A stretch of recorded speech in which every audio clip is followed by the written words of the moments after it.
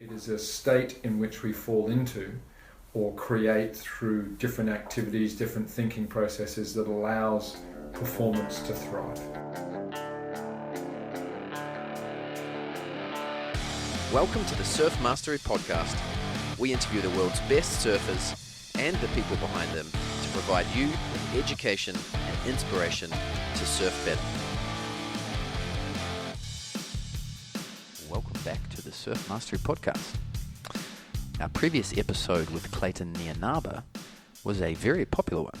Turns out you listeners really do enjoy getting right into the details. So if you haven't heard that one, go back and have a listen. Listeners had the opportunity to go into the draw to win a surfboard shaped by Clayton. That was won by Josh in Queensland there. Congratulations, Josh. While I was with Clayton recording the episode, he had a custom-made wetsuit turn up. And it was the first time I'd ever heard of a custom-made wetsuit. And so I went ahead and ordered one myself. And it is the best wetsuit I've ever owned. It fits like no other wetsuit. And it's only a 3.2, but it's damn near as warm as a 4.3. And the fit and the material is just amazing. So a big shout out to Seventh Wave in New Zealand for doing custom-made wetsuits. They're awesome. There's no affiliation or anything. I just wanted to give them a shout out. I think it's a great product, and myself and it turns out a lot of people I know had no idea that you could even get a custom-made wetsuit. I think it's well worth your while. So check them out, seventhwave.co.nz. Today's interview is round 2 with Baldwin. Now, Nam appeared on the show back in episode 15 where we discussed his breath enhancement training. That inspired me to actually do his course, which is, I can't recommend that course enough, Nam's breath enhancement training. So yeah, keep an eye out for the next BET course running in your area. You can check that out on bettraining.com. Since that episode, Nam has been named as the Elite Performance Specialist for Surfing Australia heading towards the 2020 Olympics. So congratulations, Nam, on that. And this second interview with Nam is all about flow, or flow states, or being in the zone, as it's sometimes called. I had the first major technical issue with audio equipment, so I had to use the backup audio for this interview, sadly. It's not too bad, but the first 6 minutes is a little scratchy, and then after that we just happened to move closer to the backup recording device. And but yeah, the content of this interview is outstanding. It's worth multiple listens. Please leave us some feedback, and please support Nam on his Instagram, and yeah, jump on one of his breath enhancement training courses. The more I look into surfing and why some surfers are better than others, etc., the more it points in the direction of flow states. Yeah. And being focused. Yeah, or regulating one's attention. Yes. Because sometimes focus can be over-focused. What is flow? Because in terms of, most people think of, speed, power, flow. We think of it in terms of surfing as in the fluidity or the gracefulness of movement. But we're talking about flow in a more technical sense. Yeah, sort of a mental state, I guess, which then goes into the physical. So the old term was really the zone. Yeah. If you remember, it was classified as the zone. You're in a zone-like experience. A zone being a zone of optimal state. Both from a mental, sort of like a biochemical, physiological, psychological state. So all those elements coming together that creates a zone or a space in which you will work at your best without any distraction. Your attention is fully on the present moment, and in that present moment, because of the task that you want to execute or the fun that you want to have or the experience you want to have, your body and your brain will be working optimally together. And that was once called the zone. Now neuroscience has kind of termed it the flow state, because it is a state. It is a state in which we fall into or create through different activities, different thinking processes that allows performance to thrive. Okay. And why are some people able to get into flow better than others? Many reasons. I think if we start with chemistry, a lot of people have really good chemistry, really good hormones based on their diet, based on their fitness, their health, based on genetics. Having the right neural chemistry and the right network of activation within their brain that allows that state to come through easier through consistently going through those states from a young age, or going into those states because of a desire to have fun, a desire to experience something that at some point in their life had a great meaning. They were able to have a greater awareness of being in that place or that feel, and subconsciously it locked into their way of being and thinking, and therefore in the future their ability to go there just happened due to the fun, the experience they had, and they trigger the right response within their makeup to create this experience of flow. Ideally, you figure out what it is that allows you to get there effectively. So a lot of that, it's kind of contradictory in some ways, because sometimes you can't think too hard about these things, because if you're overthinking going into flow, you'll stop some of the processes allowing you to go into flow, because when we're in flow, parts of the brain that are really activated will be shut down through an overthinker being judgmental, critical, be aware of breaking your leg. All those things can stop the processing power of the flow state. Okay, so it's just as much as getting out of the way of yourself as anything else? Yeah, absolutely. And I think a big part of that, though, is actually to build the foundation of it. So to train effectively, and what I mean by that is to discover what's an ideal state for you. You could put it into numbers. You could say out of 1 to 10, when you go and surf, what's the optimal number reference to how you think and feel? So for you, it could be an 8. Your heart rate is up, your awareness is out there, you're really aware of what's going on here and now, you're able to regulate here and now in terms of your thinking, you're staying on task, but there's an energy, a feeling, an emotion almost in the background that's keeping you really centered in that optimal state of arousal. If you drop to a 6, you'll be less responsive. Your reaction time will be a little bit behind. Milliseconds, but enough to not be able to execute a good turn or hit the lip where you should hit the lip. So, working on that, working on what is your ideal or optimal state. Because there's a upside down U-curve that a lot of people have probably seen, that, you're too relaxed, you won't fire into split actions or split decisions or whatever. You're too stressed, you're too hyper, and you'll dig a rail because you're too aggressive in your turn. So there's an optimal. So that's the foundational work that I believe that we just touched on, was to find, okay, what's optimal? But it will take time and someone to notice your behaviors, notice your bodily language, notice your wording that you use to describe things, to then go, hey, I reckon we're almost there. Now play with it, because flow is a playful experience too. If you look at a lot of kids go into flow state often because they don't really care about the outcome. They just want to have fun, and in that process of enjoying themselves and getting into what they're playing and staying very present in that moment, they will go into flow. So yes, we can condition ourselves and figure out what helps us get there, but actually falling into it, it's quite an interesting space. You've got to let go. Yeah, you can't overthink it. Yeah, that's it. You can't overthink it. Yeah.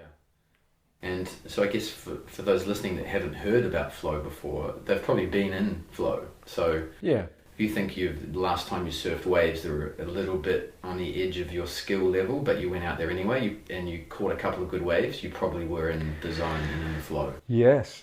So very likely. We're just breaking down that. Yeah, that's it. Yeah, and it is a feeling of you can't. It's almost like you don't really know how to describe it.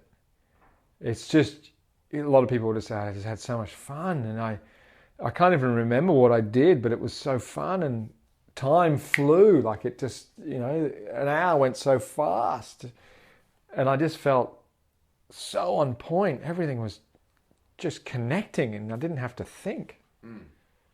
But often we want to recreate that state and that feeling when, for a competitive surfer, especially if it's only 2 foot, the waves are only 2 foot, certainly the conditions aren't going to force you into flow. But how can we help to recreate that flow state when the waves are suboptimal?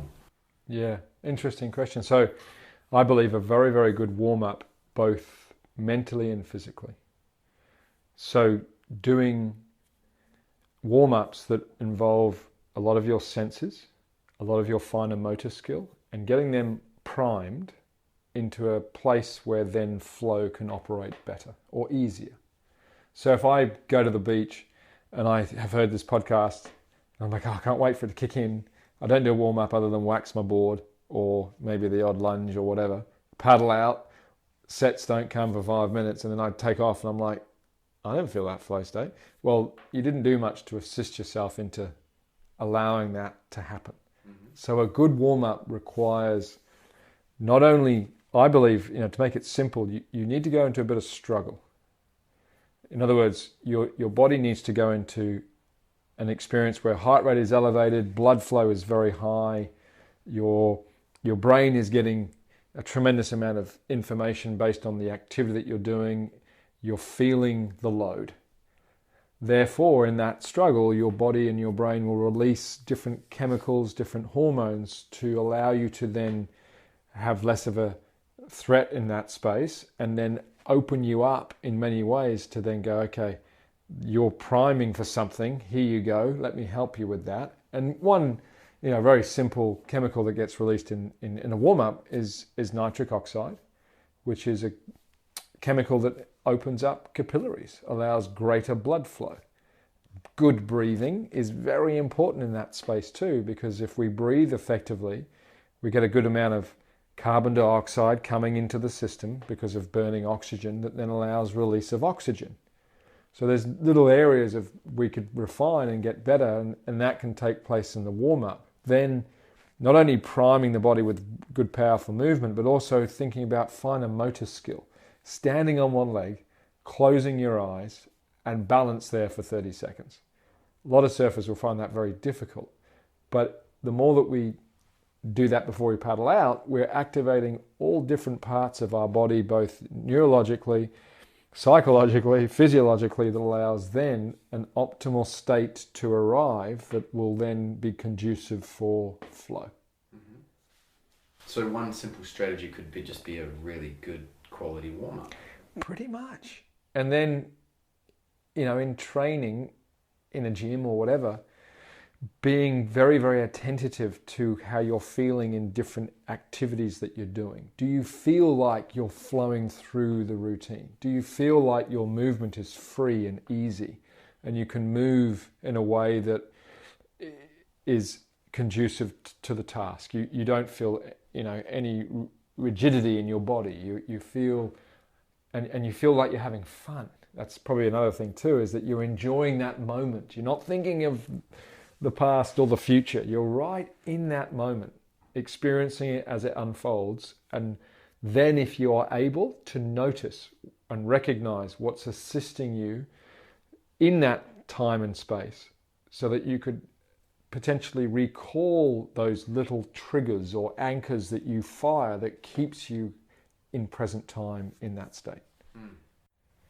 Yeah, and we're talking about such subtleties as well. Yes. Because now and I just did a session with some tennis balls, and as soon as I'm catching one ball and throwing it back to Nam, he's sort of preparing to throw me another ball, and if I start thinking about the next ball, then I'll miss the catch. Yeah. and until someone really sort of points that out, you don't notice how, because it happens so quickly. But so you might think, I'm clumsy with a tennis ball because my hand-eye coordination's bad. Well, it's probably more that you're not actually focused on catching that ball at that moment. Yeah. You're not in present time. You're in the future because you're thinking about the next one. Which means that then parts of your motor cortex will fire differently, and therefore your finer motor skill will become a bit rigid, which then you're out of flow. Because in flow, that doesn't happen. In flow, your brain is working in a brainwave pattern that is optimal for things to happen in a very responsive now, that then allows this experience of you being what we would say your best. And it's just trying to recreate that consistently to work at your best. And that feeling of working at your best is usually a feeling of it's natural, it's easy, and that's flow. Yeah, it's total immersion. Yes. With what you're doing. Yeah. And it's so you're saying really good hand-eye coordination exists in everyone's brain, but flow state gives way to that. Well, not necessarily. People might not have really good hand-eye coordination. However, if I want to get your body and get you to work with everything firing effectively, it's good to work on that skill. Because for you to catch a tennis ball, there's a lot of finer movement and eye-hand coordination occurring, that if that is nice and warmed up and primed, it's allowing you then to be able to access the finer detail of how you move, how you change direction, how you use parts of your body collectively together that allows great performance. Because there's lots of things that occur when someone's in their best performance, especially surfing. You know, you stand on a surfboard, the amount of movement your foot's going through when you turn or riding along the wave, the finer detail of all those little muscles that are firing is enormous. And the information that has to travel from your brain to your foot and back again, and the speeds it needs to travel, that needs to be warmed up. Otherwise, you'll find it difficult to be working at your best. So the flow states sound like they're not just optimal for performance, but for learning as well. I think so, yeah. Think about things that you've learned and have never forgot. You were probably in a specific and emotional state that was conducive to that learning. You were present. You were, allowing information to flow freely through your mind. You weren't ridiculing it, you weren't criticizing it, you weren't judging it. You were just observing and understanding and allowing that to happen in a non-judgmental way, potentially, where you were just so free to what was being shown, learnt, taught, that the information just locked in easily and you don't never forget. If you find yourself in flow and you have, let's say you're having a surf, you've warmed up as described, you had a great wave, you were in the zone, you paddle out the back, you get a little bit cold, and your next wave is the opposite. There's no consistency in your surf. Is there any strategies to kind of bring that back while you're in the water? Yeah, it could be that you use a trigger, what we call a trigger or an anchor, in various training methods psychologically that a lot of athletes use, a lot of surfers use too, to trigger themselves back into an ideal state or optimal state. Doesn't mean they're triggering back into flow. They're going into a state that will allow that next level of what we call the flow to come through. Because again, we can't overthink ourselves into flow. It's an experience that takes place where there's minimal thinking. However, we can fall out of chemical reaction, ways of thinking that will reduce the ability. So if I go, okay, I've just had a bad wave, how do I get back into the flow state? Well, hang on, what's the ideal state for you to be in for that to happen? So it's almost like a two-step process. And you might have, posture might be a big one. You have a shitty wave, you pull off and you sit out the back and you drop your posture. That instantly is then telling yourself, no good, then dialogue might come into it. you're not good enough to be out here, or, that flow state's a lot of hogwash, or whatever. There's all these different things that come through, but it could be that you have triggered that to come through. Your posture started it.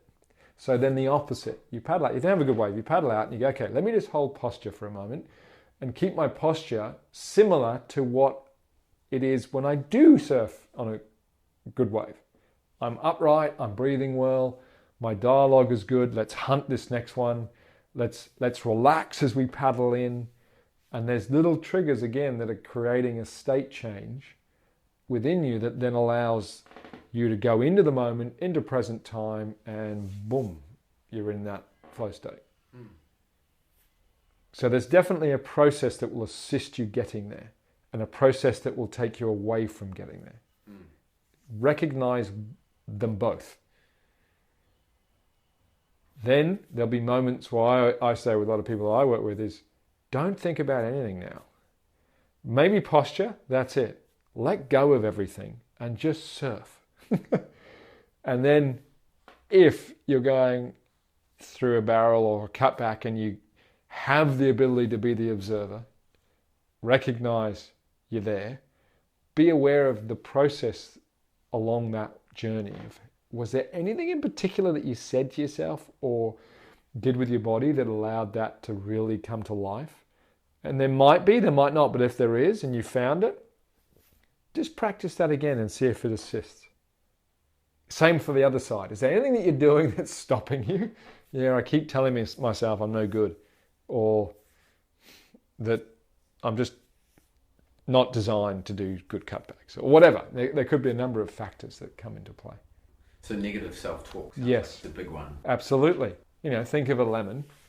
Now go and chew on that lemon. It's juicy. Cut the lemon in half, cut it in quarters. Now chomp your teeth around it and really taste that flavor of that zesty lemon.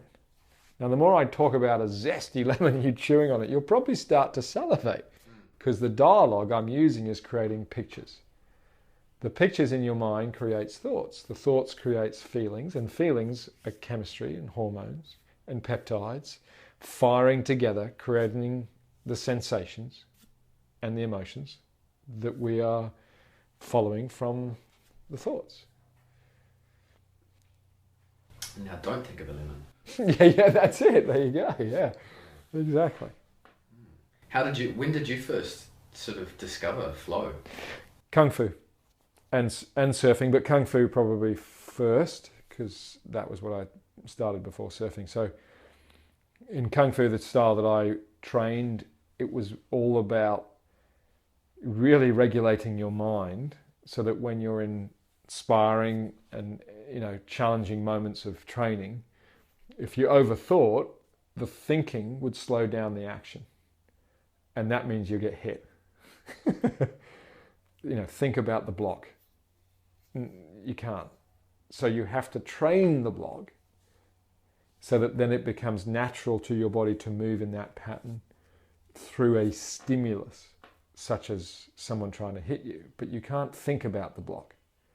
So there's an area that's like flow. What I'm saying is, if I train it enough, it will become so easy to perform because it's all in my nervous system. It's all been trained to a point where now I can work at my best and forget about the future and the past. Because if I do think about those two things, I'm out of present time, and I can't be in flow unless I'm in present time. So I noticed that often coming through me as I trained and sparred, that if I was very present with the person I'm working with and sparring against, and really allowed myself to get to that optimal state through a good warm-up, through good thinking and dialogue, I would often go into really, really good moments of sparring training where it felt like perfection almost. Was it called flow state back then? No, it was the zone. The zone. Yeah, being in the zone. Instructor would say, "You're in the zone, man." And we never really know what we were talking about, but we were just, yeah, I'm here. And how old were you when you had those experiences initially? Early teens. Yeah. And has flow state or being in the zone, has that been part of your training methodology since then, or? Yeah, it has for a long time. As you know, I do a lot of breath work, and breath enhancement training is a big program that I sort of have put out there. And parts of that are about self-regulation, regulating your attention to what you can control, not what you can't control. And then working with a lot of elite surfers and athletes over the years, you can train your body and how you use it. You can train your skill. And then there's one major part that a lot of people miss out, which is, you can train your mind. And that's where in the last sort of decade or so, I've really dived into is, okay, let's look at that. But let's train the mind in real time, as in, if you have a challenge in a session with me, I will pick it to pieces as it happens, so that you become so familiar with your own behaviors, your own way of thinking, that we can then interrupt it, give you we can collectively, together, we can discuss a better recipe for what just happened to make it better, so that, we're becoming our own practical psychologists in the moment, not, hey, go and book in. And psychologists are wonderful people. They're really good at their craft, incredible. I'm just thinking, on a practical sense, but let's do it now. Let's not waste this moment where you just had a meltdown. Let's talk about it now and see if we can resolve it and come up with some good strategy to assist you through that level of intensity or challenge that we just put you through. So that then you own it in the moment, you can practice it almost instantly to get feedback for yourself to then go, wow, that works. So mindfulness training doesn't just have to be sitting in a quiet room in the lotus position. Absolutely not. Mindfulness can be washing the dishes. What is it? It's just paying attention to your thinking and feeling. And so you're saying as you're, the more physically demanding something is, the harder that is? Yeah, well, as heart rate rises, so does areas of the brain become more active in a fight or flight response. So in that time, in that space of high heart rate and, execution of finer motor skill and movement, etc., there's a lot of demand on the ability to process information. And what happens is you become a sensory overloaded being. There's so much going on within your senses that can become very overwhelming and overloaded. So there's a sensory overload. There's a heart rate to match it, meaning the heart rate is rising to a point where finer motor skill dissipates. As my heart rate gets higher, my motor skill dissipates. As my heart rate gets higher, my thinking becomes very rigid, and I will generally fall back on what I've been conditioned to do. So in the past, if your heart rate elevates and you make a mistake and you say something, do something, and that's all you've ever practiced, that's all you'll fall back to, which can be very self-destructive unless someone's there with you, taking you through it and going, that little behavior you just showed then, let's redo that. Let's redo the same sequence, the same thing, and let's see if we can interrupt that thought process, that feeling experience that you're going through, and resolve it, have a quick chat about it, resolve it, and then reinstall, refine or define what will be optimal in that time and space. Simple, somewhat. Very, but sometimes difficult. Always. Because the person on the other end could get really pissed off in that moment when they dropped the ball or did whatever and swear and get angry. And if the person who's assisting them doesn't have the courage or the insight to go, now's the time, can leave it and go, oh, I'm not going to say anything because they're really angry. But that's a bad behavior that they've got that doesn't allow their skill to come through and their performance to thrive.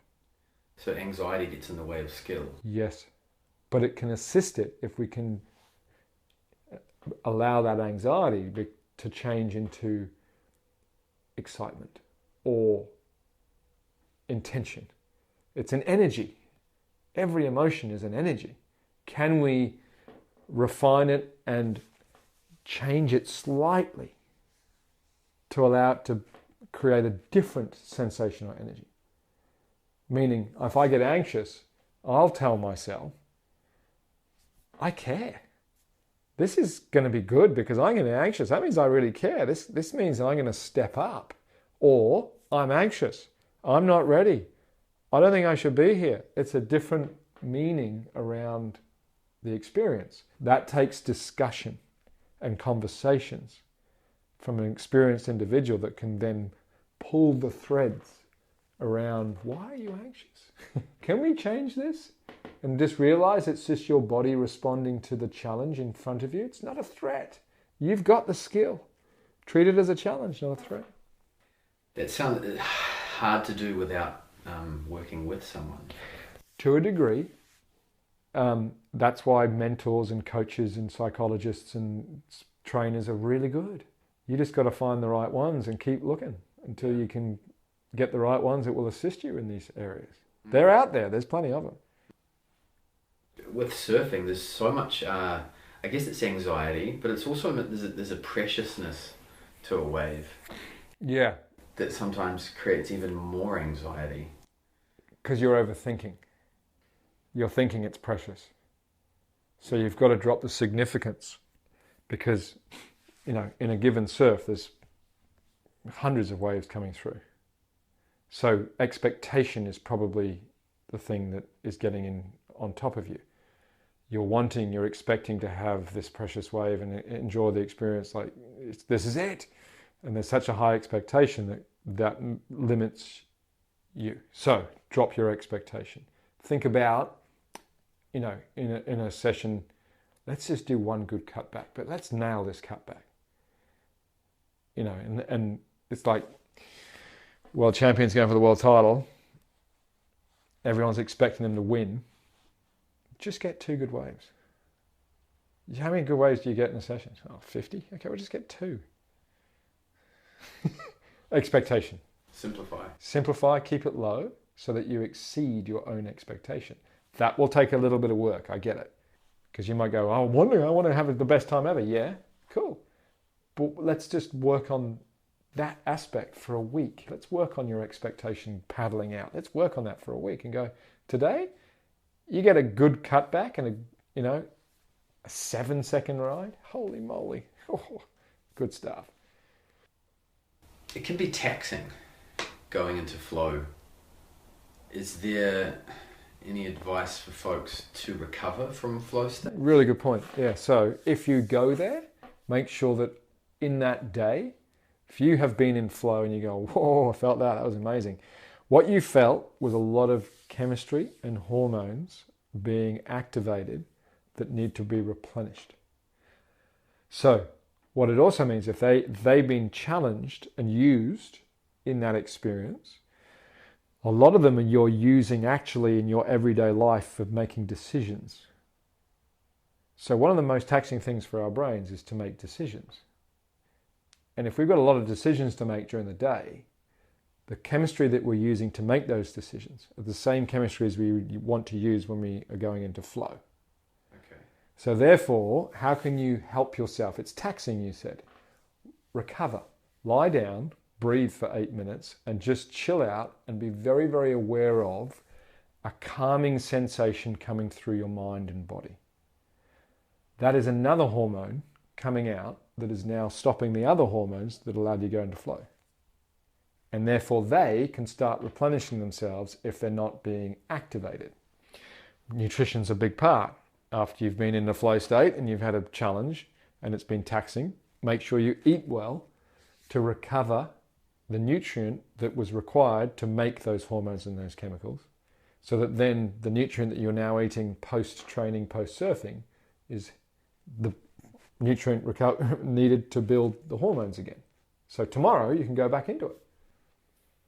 Makes sense. Is there more science on that? Like how long can you spend in a flow state and how long does it take to recover? A lot of suggestion out there is that it's about 40 minutes that things like dopamine and noradrenaline, adrenaline, testosterone, all those things that we require, nitric oxide, will have a lifespan potential of 40 minutes of being in that experience. And then it will start to dissipate. So then, should you want to go back into it a couple of hours later, it would be more challenging. So what we want to do, therefore, is make sure that, again, it comes back down to the physical for a lot of this. We need good, healthy nutrition. We need to limit the things that spark those chemicals into high activity, such as caffeine, drugs, alcohol, that really activates them in a big way because we're wasting it. Why not wait till you get into flow? Don't shortcut it with those additives that really aren't good, because what goes up must come down, and if you're overstimulating, you'll crash. So hence, flow needs recovery. Just chill, man. Calm down, eat well, drink well, sleep well, and allow that to be an experience too. Acknowledge it. I keep going back to acknowledging and recognizing and being that observer, but that's such a big part of our ability to reset, our ability to switch on is when we observe things, we actually create more neural firing in that area, and therefore it becomes more familiar. Therefore it's easier to experience time and time again. The brain will go to what it's familiar more than anything. So if we go and calm down after flow and we notice that we're calming and we're relaxed, it's easy to go to the next time, and therefore it's almost amplifying the effect. Good point. We become very familiar with it.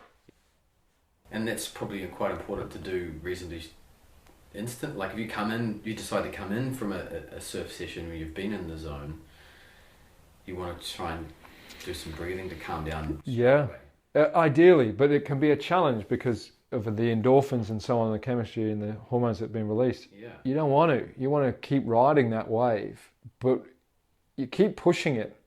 As it drops, you might get pulled in to have an extra coffee, or a few too many beers, because you want to keep riding that wave. But that will only limit you for the next time, tomorrow, for example. Because I think we've all had that experience of when you have a great surf, or even a good couple of days of pumping surf, and for 3 or 4 days after that, you're just wiped out. Yeah, you're wiped out because you've sad sometimes even. Now we're hitting it. Now you're starting to hit the fact that dopamine is so high in flow, and dopamine and serotonin allows us to feel happy and level our mood.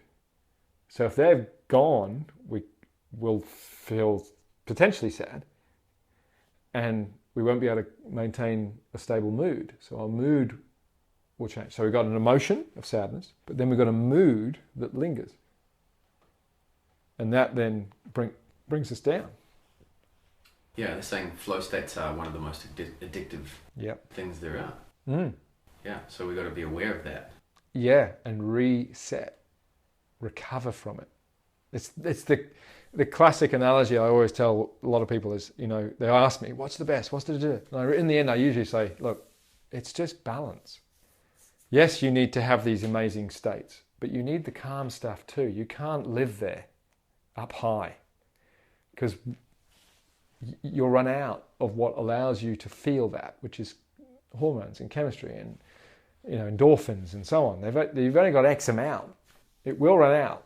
So let it recover. Have balance. Good advice. Keep it simple. Yeah. Keep it simple. Keep distilling what works. Okay. I think there's a lot of information for people so far on flow. Any books or any resources you can recommend? Yeah, there's a really good book. Stephen Kotler, I believe his name is. He's got an actual flow. Rise of Superman. Yeah, the Rise of Superman's really good. Yep. And then there's one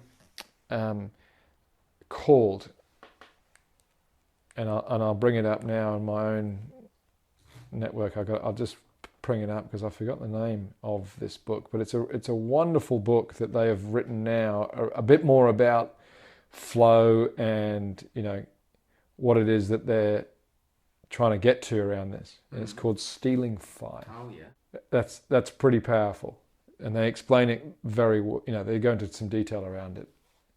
Another book too that I can suggest is to just be aware of your own hormone nature. What hormones are dominant in you and what may be deficient in you. And there's a really good book called The Edge Effect by a Dr. Eric Braverman. And there's a couple of simple questionnaires in there that can allow you to see, roughly what hormones you may be dominated by and then what you might be deficient in. That then through very, very balanced nutrition and supplementation, not drugs, can assist in bringing those levels up if they are deficient, that then can change how you're going into flow, because it's chemistry again, it's hormones. So The Edge Effect by Dr. Eric Braverman is really good too. Yeah, okay. Thanks for those resources. Mm. And thanks again now. Yeah, welcome. Until it was next fun. time. Indeed. Thank you. Thank you for having me. Thanks for tuning in to the Surf Mastery Podcast. Again, I'm your host, Michael Frampton. Make sure you subscribe so you can keep up to date with the latest interviews. Please share with your friends. Check us out on Facebook at Surf Mastery Surf. And if you're on iTunes, please go and give us a little rating. That'd be awesome. Until next time, keep surfing.